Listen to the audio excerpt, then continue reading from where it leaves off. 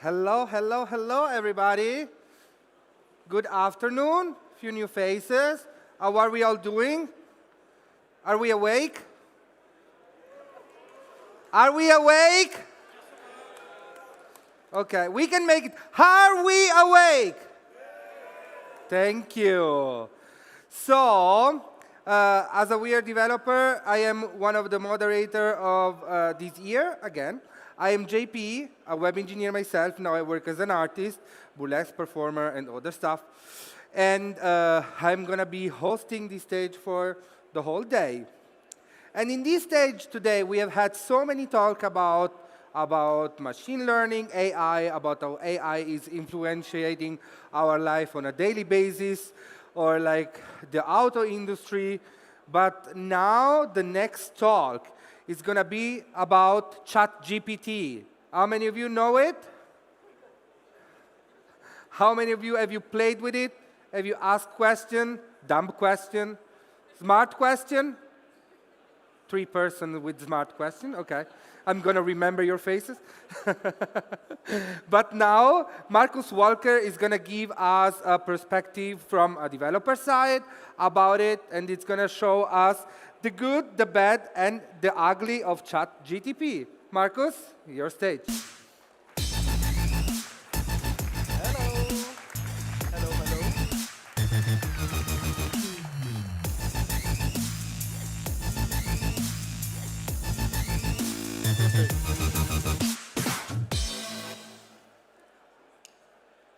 Perfect. That's me. I hope you can hear me. It sounds like it. Then, are we? Yeah. So, as already mentioned, today we are going to talk about ChatGPT and more from a perspective how we can use it in our daily lives as a developer. So, what it's good for, what it's not so good for, where's room for improvement.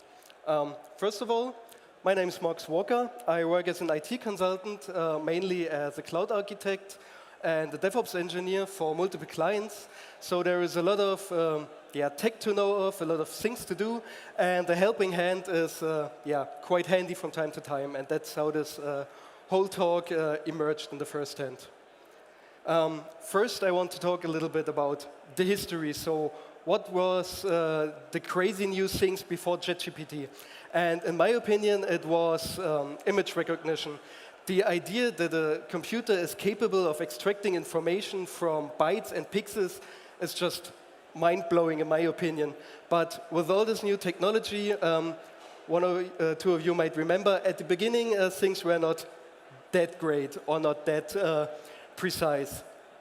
But over the years, things got better, and the systems were even capable to solve more complex tasks where certain humans might fail, actually.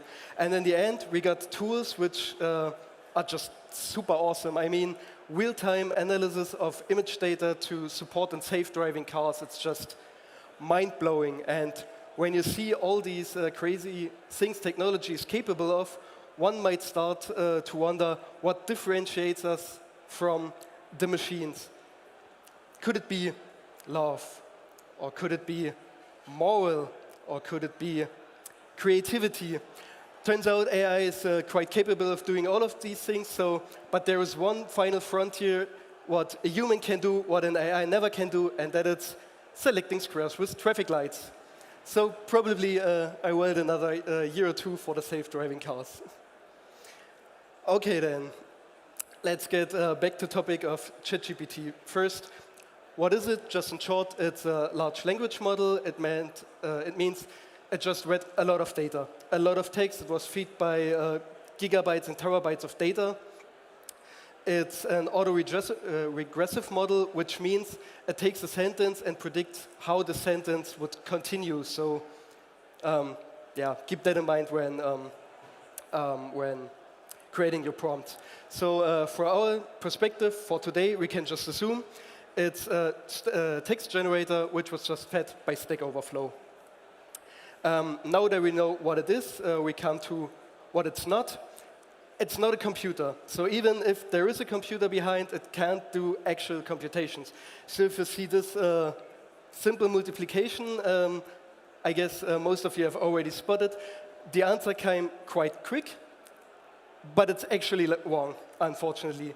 I have pre-recorded this because having this live is quite hard, because if I would take this exact question now and would ask it, I would get the correct answer. But still, it's not calculated. It's just learned by heart that the answer to this question is this answer.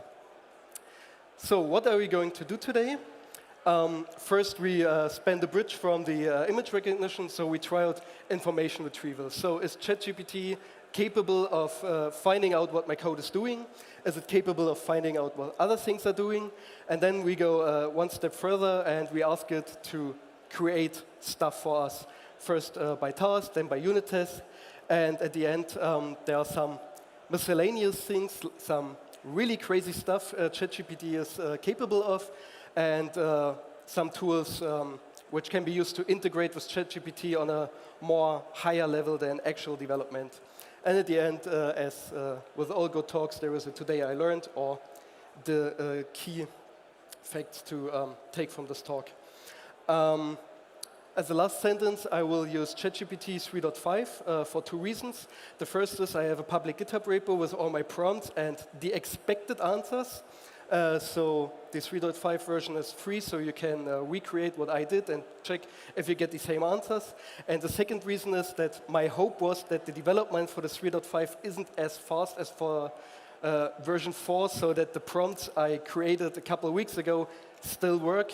Turned out they don't, but we'll see. As with anything live, nobody knows what's going to happen, and that's even more true for AI things.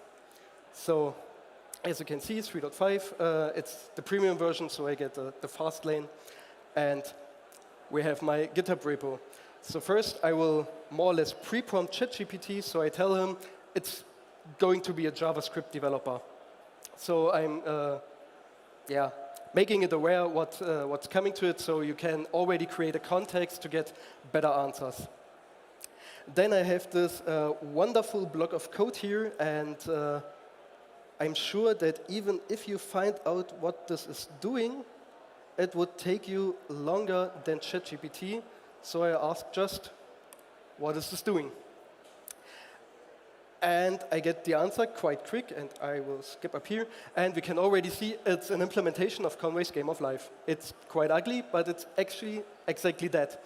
And the answer didn't even take a second to figure out. It takes more time to generate the answer than to find it. Then it also starts explaining step by step what the code is doing, so we can better analyze. But we don't have to stop there. We can then ask it if it could explain or refactor the code so it's explainable to other humans as well. And after a little bit of thinking, it sure can do this. And you can already see it's not only one function doing everything. It's renaming variables. It's extracting functions. It's even commenting on the code. And yeah, you can already see that this has something to do with living neighbor cells and the grid. And so you can just derive that seems to be Conway's Game of Life. And if I want to go even one step further, as plain JavaScript is hopefully not that often used anymore, we can also ask it to just transform it to TypeScript, because type safety is quite an awesome feature. And again, after a little bit of thinking, it's not the wildest data structures I used here, but at the end, it still is able to derive the types from the code and can annotate the code by this, which is, in my opinion, quite nice. And I actually get more or less always the same result, and I tested it's actually still working, which is one on the plus side. Then, code might be some kind of self-explanatory, but what about regular expressions? I mean, they are hard, and I'm curious if it can also tell me what my regular expression is doing. And sure thing, it's starting to deconstruct the regular expression into its bits and pieces. And it's also telling me that it's testing for email addresses. There already got a different answer than like, I don't know, 2 hours ago, because now it's telling me it's checking for email addresses, which is not exactly correct. It is checking for email addresses, but not if something is an email address, but for all email addresses within a text. So something like, hey, my email address is this and that, and my coworker's address is this and that. It would extract all those, put it into capturing groups, and yeah, would give you the answer. So I'd say like 90% correctly, but still quite fine. Then we already know, okay, it's capable of understanding something, so now we try to generate things. If I'm not doing coding, I'm also into math, and I just recently found out there is a regular expression to check if a number is a prime, which is quite funny, I guess. It's not the best way to do it, but it's working. And in this case, it starts arguing, or not directly doing what I want him to do, because he says, hey, a regular expression is not necessarily the best idea to check for a prime number, but still, we can ask it. I know that there is a regular expression to achieve this. Can you give it to me? And we try another one. Okay, it's not going as planned. Luckily, I have a fallback because as I did it the last time, it as the first answer gave me this this source snippet, and it's mostly correct. The only problem is that this join x is actually 1. That needs to be a 1, but if it had found that as well, then you would have a regular expression which checks if a number is prime, which is crazy. So maybe we take something which is more, which might be actually a daily approach. So if we ask him, I need a regular expression which is capable of finding phone numbers or validating phone numbers in different notations. And if we try that, lo and behold,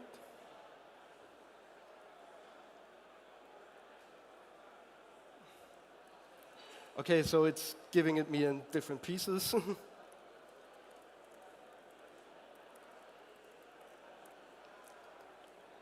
And I'm asking, and we have the regular expression, and I already prepared from a first glance. It looks more or less correct, but if we actually check,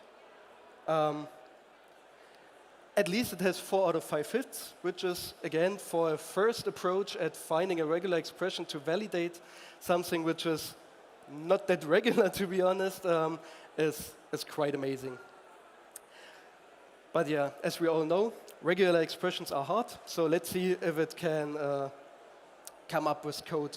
So again, I'm trying to pre-prime it a little bit, telling it, hey, you are a junior TypeScript developer, and I'm going to give you some task, and I want you to implement an algorithm. And as an example, I take a quicksort algorithm, and I'm curious to see what I get this time, because in the last weeks, I get like 6 different versions, and that's number 7.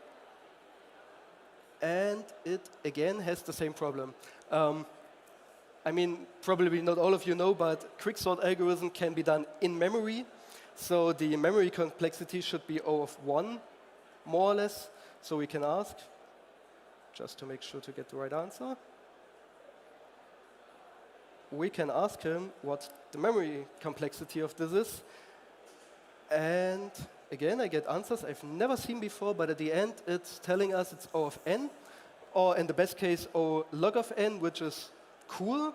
But as I already mentioned, the quicksort algorithm has a complexity of 1. So, and there we go. So at the end, I still, after a little bit of back and forth, I get the answer I would expect. I mean, for a, let's say, a technical interview, if you provide this answer this fast, I guess the recruiter would still be quite impressed. But at the end, there would be questions like, that's not actually correct, and you would go back and forth. But more or less, that's exactly the main power of ChatGPT, because it is fed by code for example, from Stack Overflow, these kind of coding interview questions are a core of the data set it's trained on. So on these easy tasks, it's really, really, it's really powerful to execute those. And usually after a little bit of back and forth, you get also the answer you would expect. And okay, one thing to mention, what's also quite funny, because you can see the spread operator here in JavaScript, that's actually creating new arrays on the fly, so the memory complexity isn't even O of n, it's higher than that. And the last time on the answer was like, yeah, and the memory complexity as it's low as it gets, because I used the spread operator, which doesn't create any unnecessary arrays. Just to tell me in the next sentence, oh, I was wrong there, it's way too many arrays I created, and the memory complexity is totally different than what I told you. I am so sorry. So that's something to keep in mind. You get answers quite quick, but maybe not the most correct one. So then we have another example, which is, so as I said, these coding interview questions are more or less, I expected to solve those, so I go a little bit more, out of the box, more or less. And as I said, I'm also into math. There is exactly one number between 48 and 98, when squared and cubed contains exactly each digit once. So I can also ask, in the meantime, if it have seen this question, but at the beginning it doesn't have seen this question, so it needs to come up with something on its own. And we get an answer, so it's just squaring and cubing the number, and it's, again, not quite doing what I'm asking to, so it's checking if the square and the cube one by itself contains each number once. And as you can imagine, if I square a number, I don't get all 10 digits. But even if I would get it, maybe if I regenerate, I get something better. Yeah, okay, then.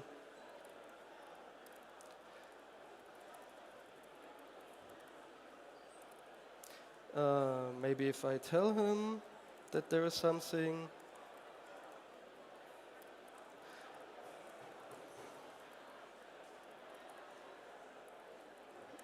Hopefully it helps him to find out that something is wrong. And yeah, it's a crazy approach, but that should work. I just concatenate both numbers, and then I count each and every digit. And a couple of weeks ago, ChatGPT also provided me the example of what the console log statement would then output. As a spoiler, the answer is 69. But the console log output of ChatGPT just told random numbers, all but not the 69. So when I ask him, what would the console output be if executed? So if I ask him what the output would be if I execute this, we quickly check. That's totally off, like really, really off.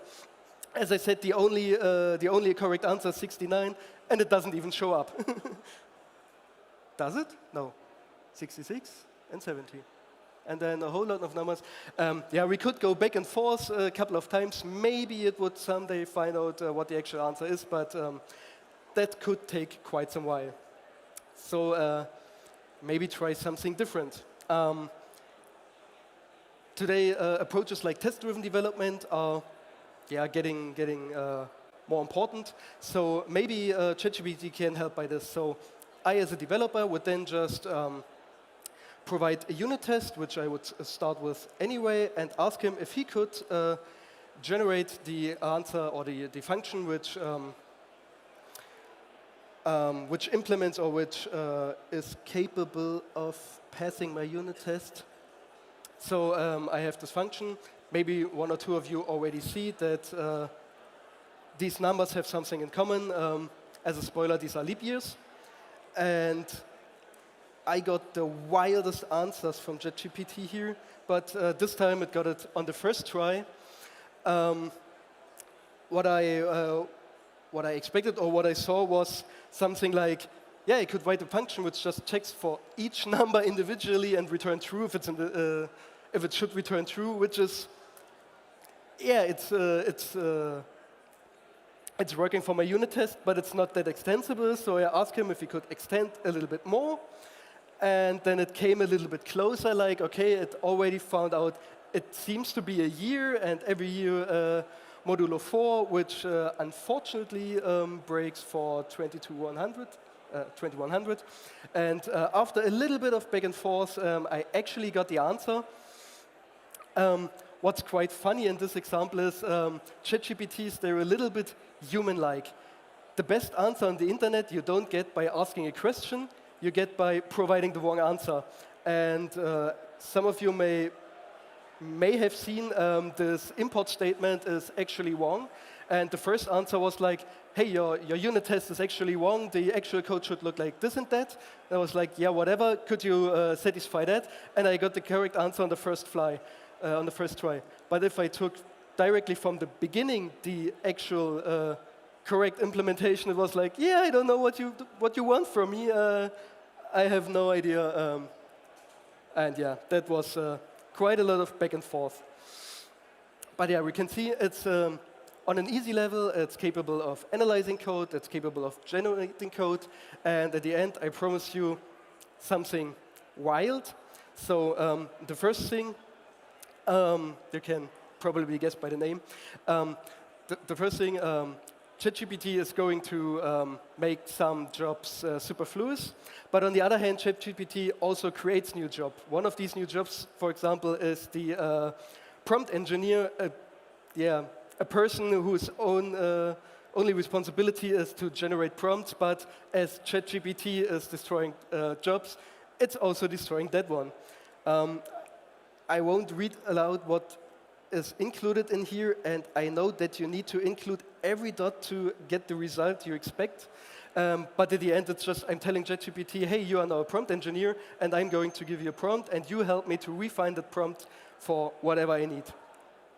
So we will start, and then already ask, what should the prompt be about? And let's take something crazy. I don't know. I want to make a presentation maybe about ChatGPT, or a blog post or something, and I could ask him, okay, that's my initial prompt. It always starts with a revised prompt, so how I could rephrase that. But what's really cool or really beneficial is it comes up with suggestions like, okay, you should specify the key aspects, you should incorporate reword example. It also provides question, which by answering, you get better prompts over the time, and at the end, you get the prompt which exactly delivers what you wanted to, hopefully if ChatGPT is able to answer like you would expect it to. So yeah, that's quite crazy. I don't go any further into this because you can spend a lot of time. And the last thing on the live coding I want to show, which is also really crazy, which is also quite slim prompt. You can ask ChatGPT to imagine being certain things which it shouldn't be actually. So now we try if it can imagine being a Microsoft SQL server and just executing my statements. And I go ahead by, hey, give me all the database tables. And sure enough, it can list my database tables. And I can even go further. I say, create database, ChatDB. And then it said, okay, query successfully executed. And if I now ask him to list all my databases, sorry, we can see my database was actually created. Then we can say, okay, I want to use this ChatDB. And we are there. And then we can more or less mix and match, so it can't only execute the statement, can only generate those. So I want an SQL query to create a new table, and I want it to execute. So can you create a SQL query and execute it?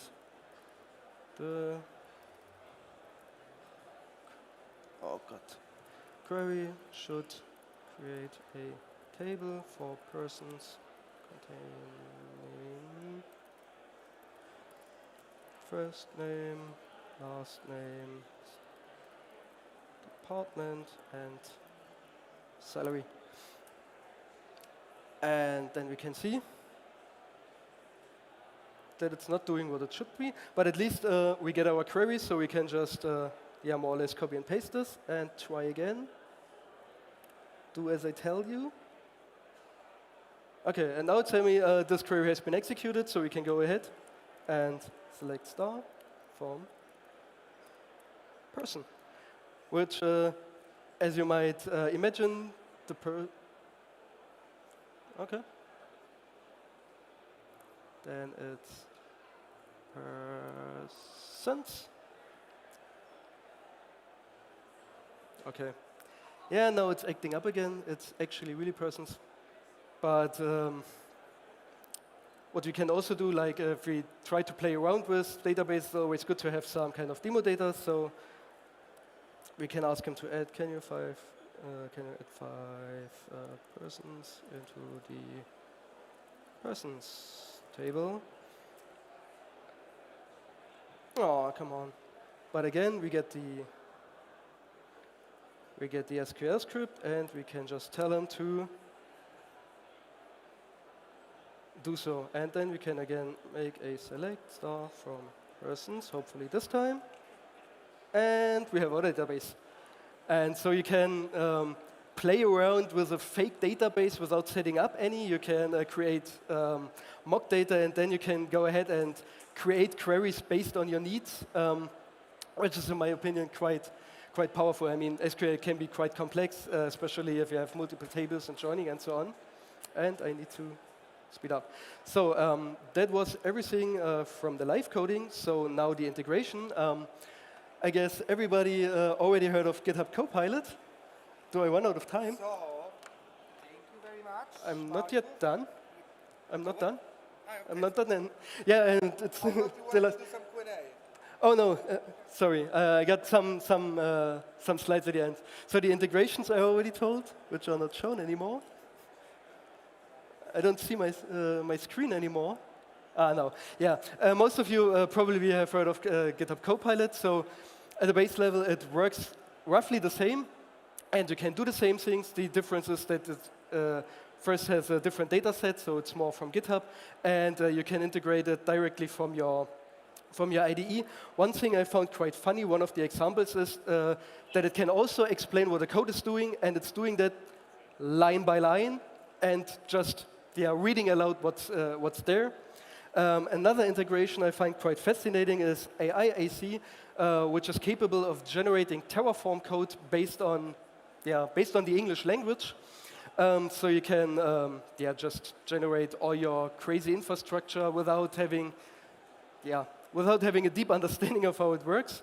And the last integration, which I found quite funny, the older of you might know him, our favorite paperclip is back, Clippy.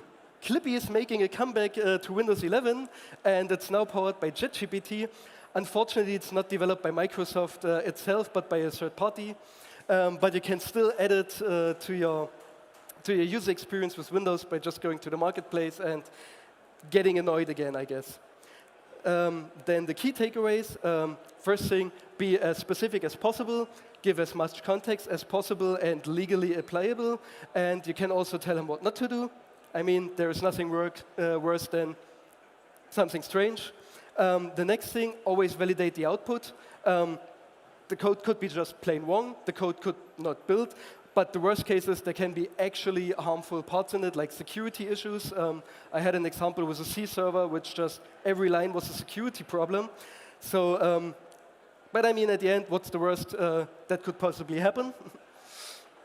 And last but not least, to get the bridge back to the beginning, it's fed by Stack Overflow. It's an interactive Stack Overflow, so the same rules as Stack Overflow apply.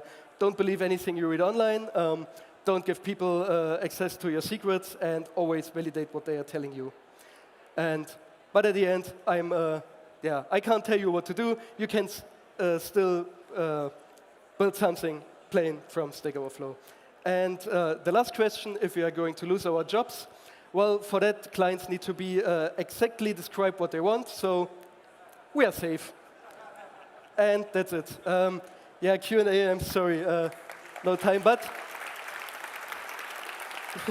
The last one Sorry. was a really good one. Sorry for interrupting you. Yeah, no before that. problem. Sorry. I guess you can answer the Q&A from the app, in the app. Okay. Because if you want, maybe you can approach him directly here. Yeah. Because we have no time left and we have the Yeah. next talk in 10 minutes. But Okay. thank you very much, Markus. Thank you very much. One last thing, our booth is right over there. I'm from PRODYNA, like exactly over there. If you have questions, I'm there most of the day. And thank you, and have a nice conference. The next